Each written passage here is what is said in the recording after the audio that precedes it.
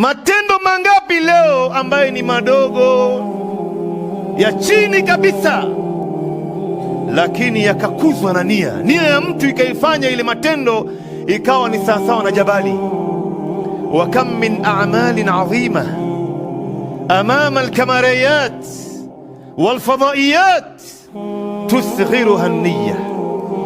Na matendo mangapi ambayo leo ni makubwa yamefanywa na watu mbele ya kamera, mbele ya mitandao, lakini yakadogeshwa na nia ya mtu. Nia, ikhlasi yako ulihalisisha kiasi gani ndugu yangu?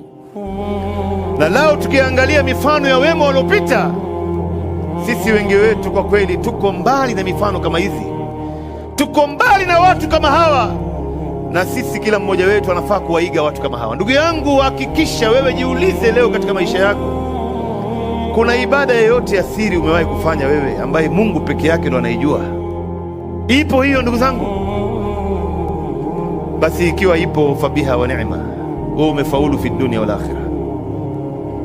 Hata ikitokea jambo unataka kutawassal na Mwenyezi Mungu, na hii ndo atawassul ya halali, sio tawassul ya kishirikina. Hii ndo ya halali, unatawassal na matendo yako mema. Unamwambia Mwenyezi Mungu, ya Allah, nilifanya matendo fulani kwa ajili yako peke yako, na kuomba Mwenyezi Mungu Subhanahu wa Ta'ala unifungulie jambo fulani. Mwenyezi Mungu, nakuomba unitatulie matatizo fulani. Mwenyezi Mungu Subhanahu wa Ta'ala anaifungua kwa sababu ya matendo yako ambayo ulifanya kwa ajili yake peke yake. Ndio hapa ndugu zangu, mifano ziko nyingi. Leo katika tarehe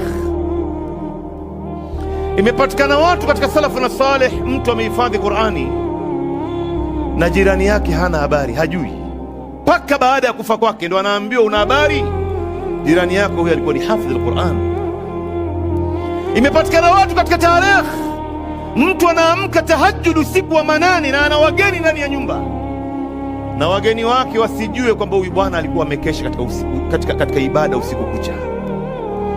Bali imepatikana watu katika tarehe, mtu anaamka tahajjud usiku wa manane kufanya ibada na ana wageni ndani ya nyumba, na wageni wake wasijue. Bali inapokaribia alfajiri, yule bwana aliyokesha usiku kucha anatoa sauti ili wageni wake wasikie, kana kwamba yeye ndo mwanzo ameanza kuamka.